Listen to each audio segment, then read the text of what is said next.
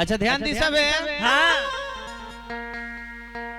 बड़ी दूर से हाँ अब नाम तो हम ना धरब लेकिन एगो सोहर के फरमाइश आइल बा हमरा के हाँ कि बाबा तने एगो सोहर का के हमरा पर भेजी। हाँ हाँ तो भाई लगे तब भाई गवा जाओ आज उनके खर्चो हमरा पे आ गइल बा 551 रुपया। तो भाई लगे जब आ गइल बा तो गवा जाओ का कहे के बबुआ ठीक बा। तो जन्मेल राम रघुराई हो तो जन्मेल राम रघुराई हो बाज घर घर बधाई। जन्मेल राम रघुराई हो बाज घर घर बधाई। राम रघुराई हो बाज घर घर बधाई। जन्मेल कृष्ण कन्हई हो बाज घर घर बधाई।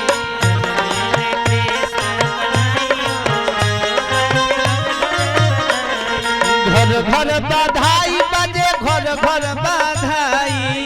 घर बधाई घर घर बधाई बजे घर घर बधाई। जन्मेले हो जन्मेल कृष्ण कन्हई हो बाजे घर घर बधाई।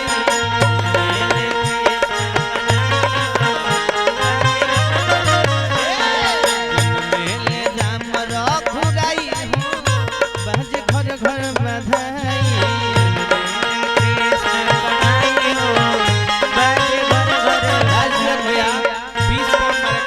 कौन तुम तो धोखेबाज हो वादा करके भूल जाते हो।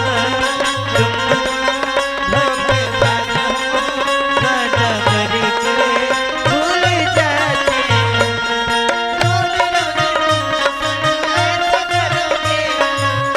जाऊंगी तो आज भरोगे हाँ तुम भी बड़ी चालाक हो वादा करके भूल जाते हो।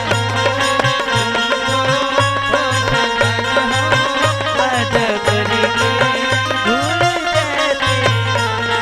जन्मेल कृष्ण कन्हई हो बाज घर घर बधाई। जन्मेल कृष्ण कन्हई हो बाज घर घर बधाई। और का कहे के बा के लुटावेला अन्न धन सोना। अन्न धन सोना हो अन्न धन सोना। और का के लुटावे धेनु गई हो के लुटावे धेनु गई हो बाज घर घर बधाई।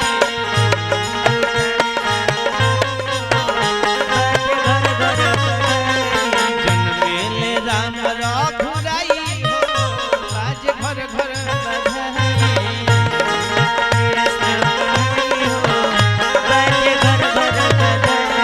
काका हो हमरा के रहिया बताई जाना बुलाई घर पहुँचाई।